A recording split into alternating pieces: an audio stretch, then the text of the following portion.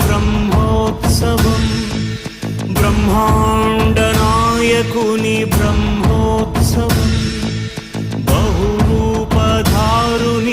బ్రహ్మోత్సవం శ్రీభూసతులతో శరణాగతులతో శ్రీభూసతులతో శరణాగతులతో 7 కొండల పైన చక్కగా బ్రహ్మరూపునికి